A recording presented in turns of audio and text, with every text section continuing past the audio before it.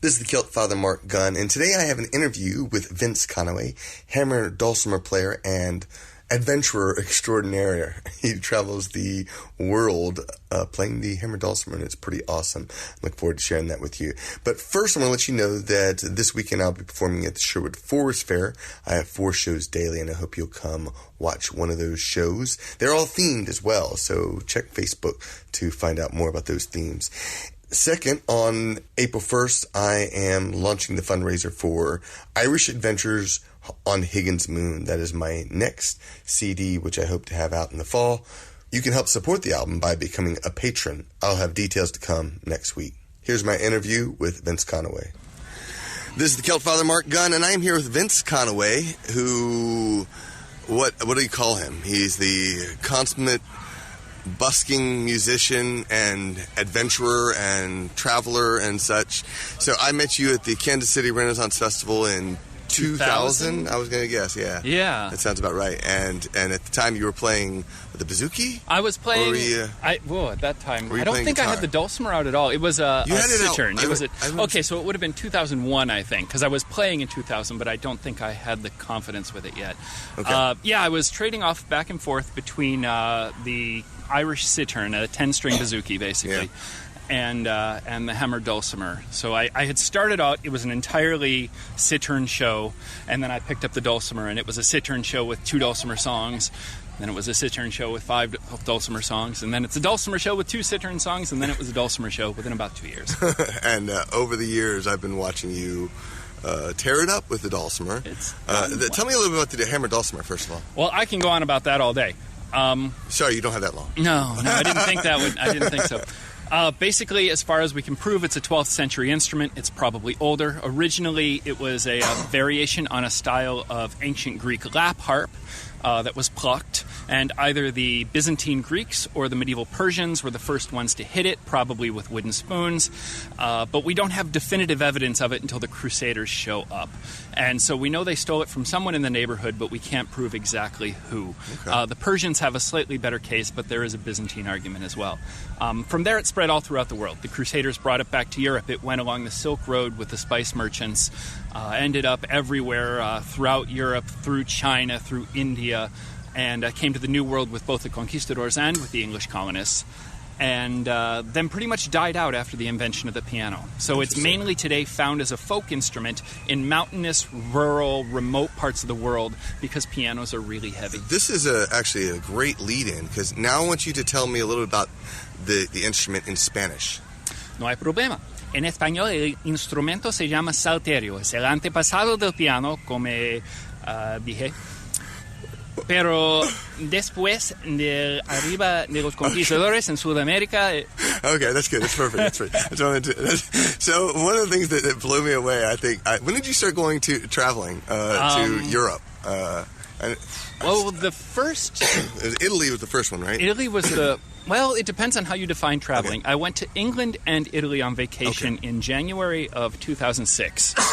And ran across street performers and said, that's cool. And I was lucky that 4 months later, I was back in Europe on a performance tour, playing festivals with the Aerial Angels when I was the house band with them in those days. And while I was playing festivals with the Angels, I started doing a couple of street shows on the side. And the first European street show I ever played was actually in Bruges, in the Marktplatz at Bruges. Wow. And it went, I played for 45 minutes and made a couple euros and said, that's interesting.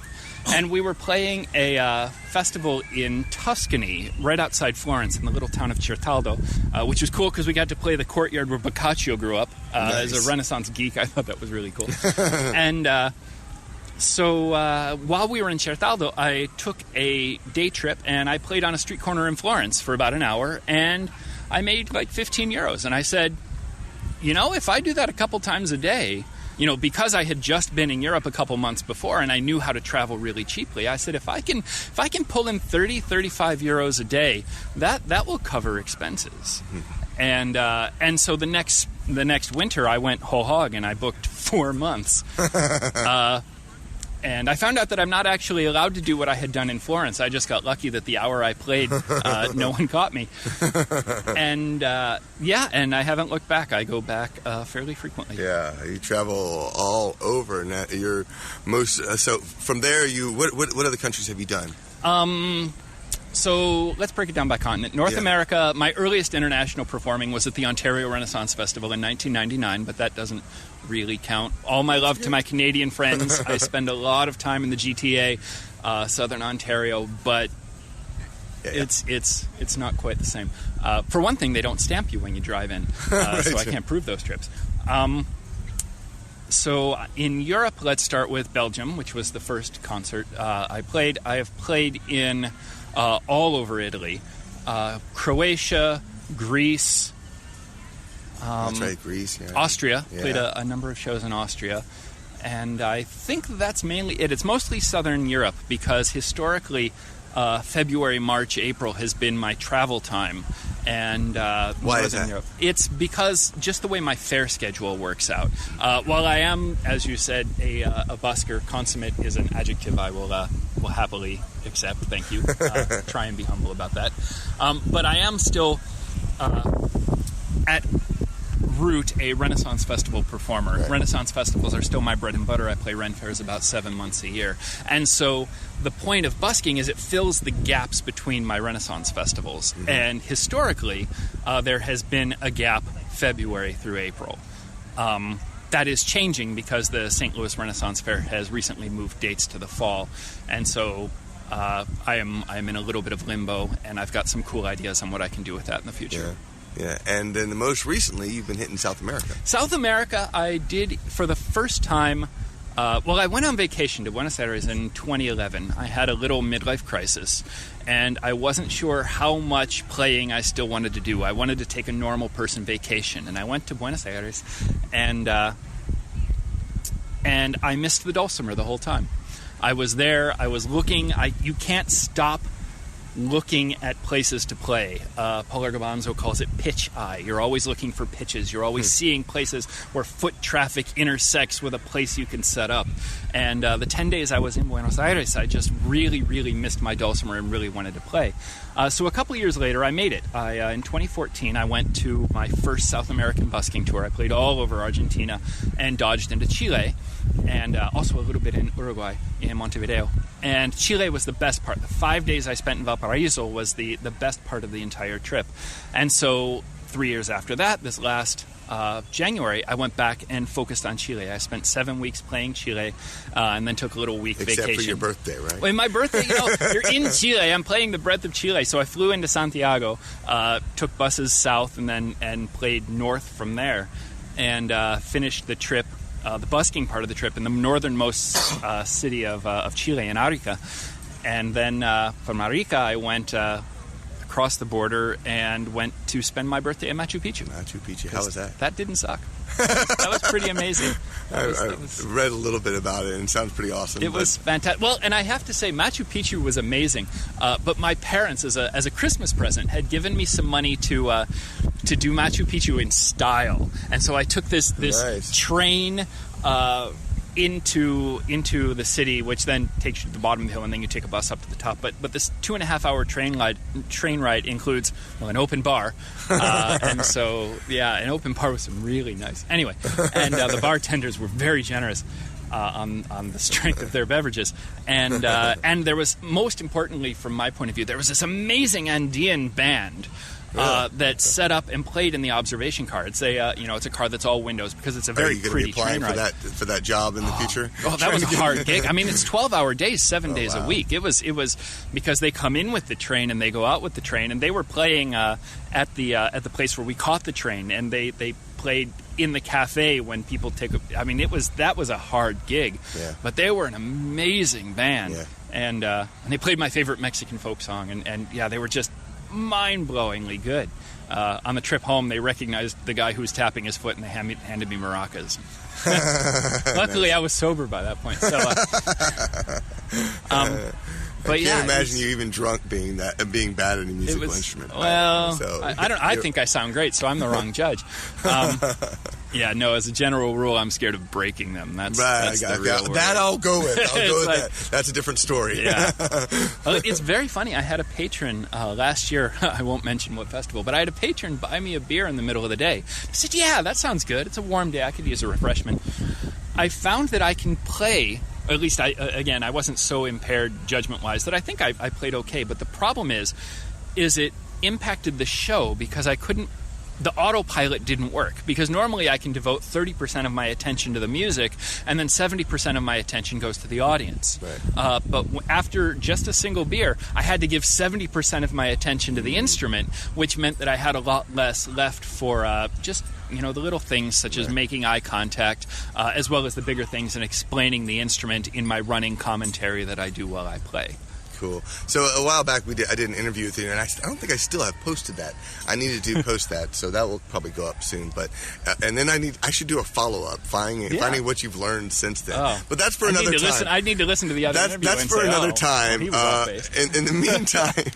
In the meantime, what I want to find out is, first off, what was some of your favorite memories from these 11 years of traveling to Europe or wherever to playing these shows? What's really fun is when someone else's traveling matches up with mine, and it happens every year or two where I run into someone in 2 or even 3 different cities, and they are just doing their life. This last trip, for example, I ran into, I believe her name was Vanessa. I ran into her 3 times, I want to say, because she was on vacation in the south at the same time that I was playing the south of Chile, and then I happened to play her hometown.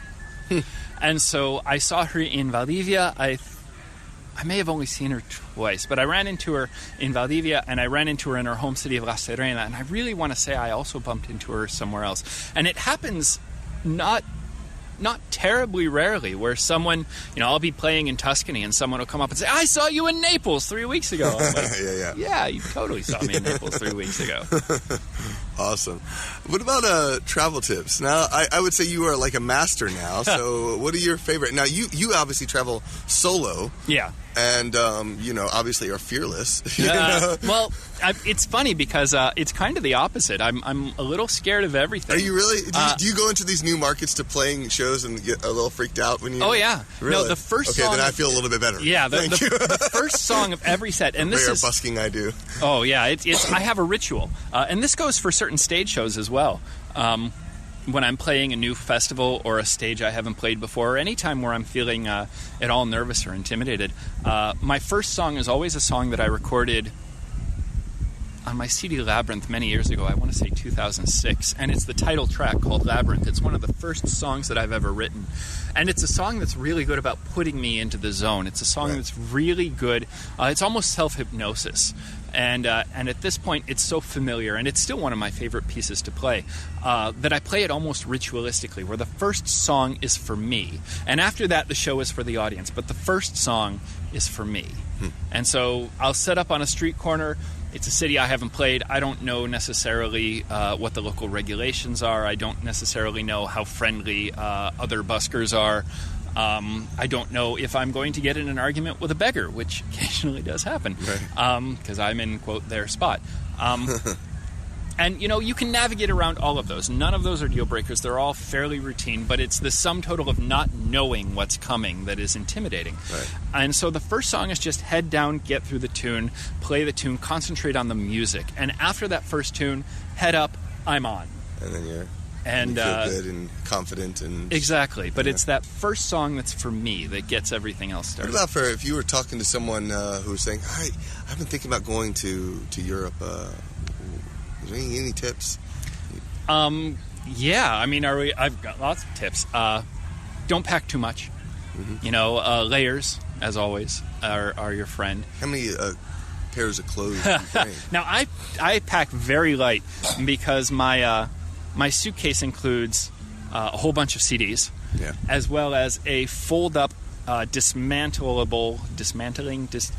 tear-downable dulcimer stand. I found over the years that the wooden ones I use at the festivals tend to get lost by airlines. They'd get to me, but it'd take a couple days. I mean, I wrapped one in hot pink fabric, and they still lost it. But that's the point where I said, okay, I'm going to build one of these out of 2-foot lengths of PVC pipe. Nice. And so I've got the stand, I've got CDs and toiletries. And generally, I will travel, depending on the trip. In South America, I doubled this. But when I'm in Europe, I will wear an outfit. And I will wear the bulkiest outfit. A lot of times I street perform in a blazer, and so that goes on my body onto the plane. But I will wear an outfit, and I will pack 3 extra T-shirts, 3 extra pairs of underwear, 3 extra pairs of socks, and 3 extra dress shirts. Or maybe 1 or 2 if I'm planning on shopping. That's the joy of Italy. True. And then, of course, over the run, a lot of times, as the CDs sell, some of that space may possibly be taken up by a pair of Italian dress shoes. Because I was about to ask kind you, of a thing. Do you usually bring buy one? I mean, do you usually have one pair of shoes? I bring one pair with me. Because I know you love your shoes. I love my shoes. For someone who travels all the time, I have a ridiculous number of dress shoes. I got a couple leather jackets too. But yeah, so I will. And the thing about shoes as well is I walk a lot. Yeah. You know, I will cover 5 to 12 miles a day, and so whatever pair of shoes I bring don't necessarily survive the trip. Gotcha. So as they're starting to go, I usually then buy another pair of shoes, hopefully upgrading, which is fun, and then you break them in together.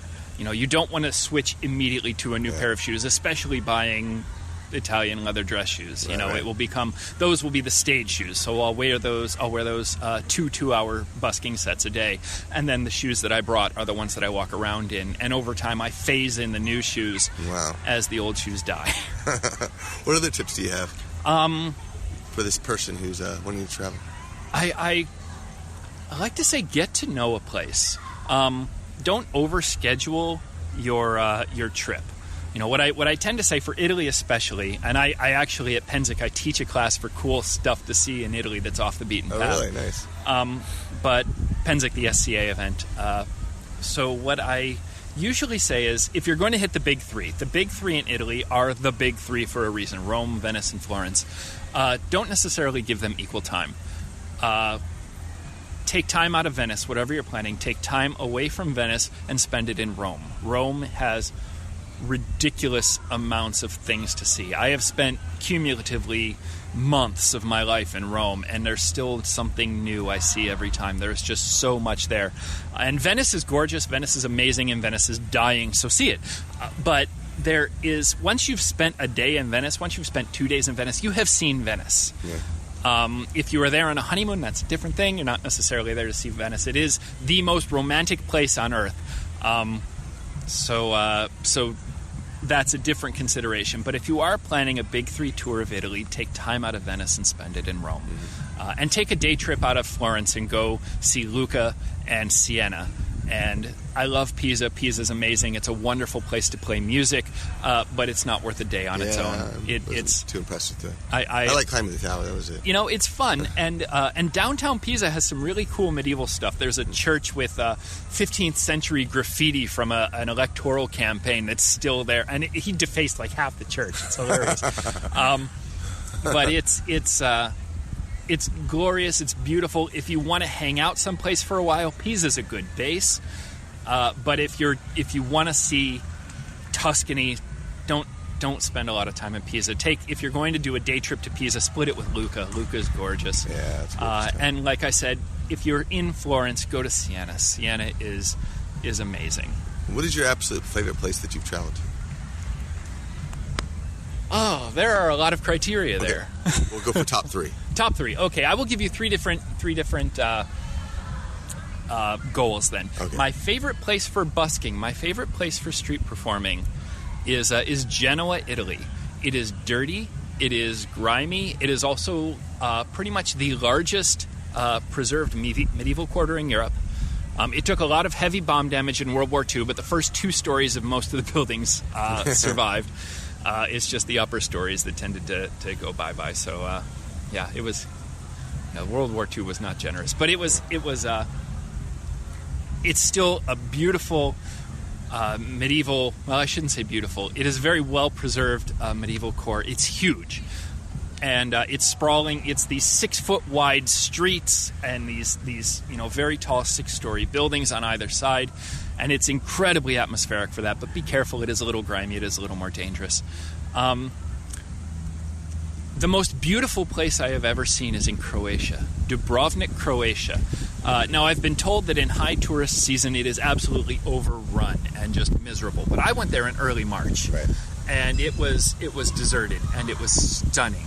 And I cannot wait to go back one of these days. But like I said, hit it in the off season because apparently, because it is the most beautiful place I've ever seen, other people say that too. Mm-hmm. I was in line for the boat ride from Bari, Italy, to go to Dubrovnik, and a gentleman behind me in line said to walk the city walls of Dubrovnik, and he said if you don't take 100 pictures at least on that walk of the city walls, he said you have no soul. And I've been a traveler for many years at this point, and I'm like, oh yeah, whatever, I've been all over, I've seen a lot. So I count my pictures at the end, and it was like 127. That was a good tip. So the third place, I have to say, is a bit off the beaten path, and I'm going to widen the criteria here. A part of Italy that is very much neglected because everyone is going for the big three, and the big three are worth it. They are the big three for a reason. But the boot heel of Italy, Puglia, is glorious. If you are a medievalist especially, because all of these tiny fishing villages were just little fishing villages. The Crusaders show up because they're all hiring a boat. They pour all of this money into the town. These tiny fishing villages become just blossom with 11th century, 12th century architecture. And then after the Crusades, they go back to being fishing villages. So they never tore any of it down. These glorious, huge cathedrals are way more than you need to serve a little village of 10,000, 12,000, 30,000 people. And they never withstood urban expansion because the cities peaked in population at that time, and they weren't worth bombing. So these cities are just beautiful. Ostuni, Lecce,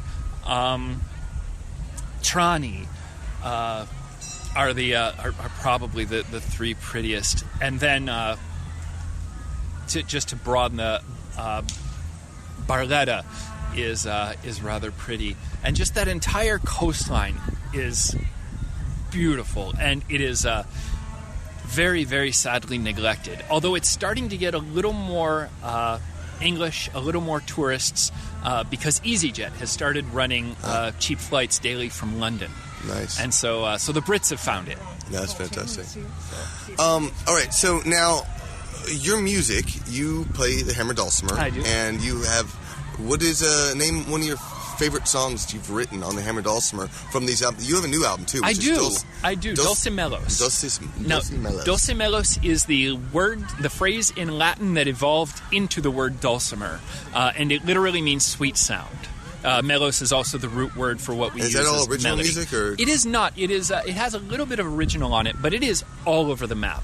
Okay. My guide for Dulcimelos was I wanted to give kind of a handy survey all over what the dulcimer could do. So it's got a medieval core. It's got a number of Renaissance tunes. It's got a couple Baroque tunes. Bach is fun. And it also has a couple of Celtic tunes. I have 4 or 5 Celtic tunes, and I have, I believe, 3 original tunes on there as well. And I'm quite pleased with how it came out. I am quite proud of it. Awesome. All right, and you can find that at vinceconaway.com, Indeed. where you also have a travel blog, right? You pretty much you blog about your travels? I do, and then I'm through the photos. website. Yes, and that's where all of the other social media ties in. Which is really cool, but you can also find him on Patreon, where you can get a little bit more of and help support him as he travels the world and shares his experience, which I think is just brilliant. I mean, yours are one of my favorite things to watch, look at Facebook, because there's always something interesting. It's a lot of fun. I really am pleased that with social media I can share it. The first couple trips I took, I didn't even have a blog at that point. I had an email list where I had people sign up, and I had 20 or 30 people that I sent these emails to. And I have since imported most of those emails from the first trips into the blog, Nice. so they are out there. But yeah, I have really enjoyed being able to bring people with me. And then Facebook is kind of the center hub. But Twitter I love because it lets me do a little more... this is the thing that I'm doing right now. On Facebook, it gets a little more of the generalities. And then Instagram as well is a little more of, these are the 6 photos that I've seen today, where Facebook might get one of those that is kind of the highlight reel. Very cool. Awesome. Well, thank you so much. Thank you. I It was appreciate my it. pleasure. It's always my pleasure, man. I as love always. hearing your stories. Thank you. So, all right. Check out vinceconaway.com, and we'll talk to you later. Sancho. Cheers.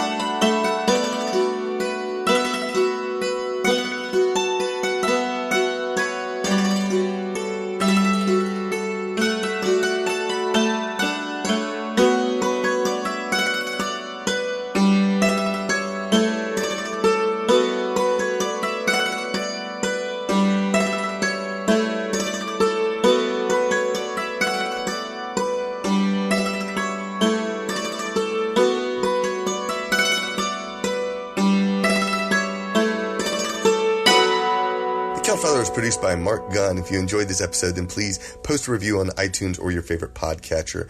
I want to invite you to my website where you can subscribe to my mailing list and download free music at celtfather.com.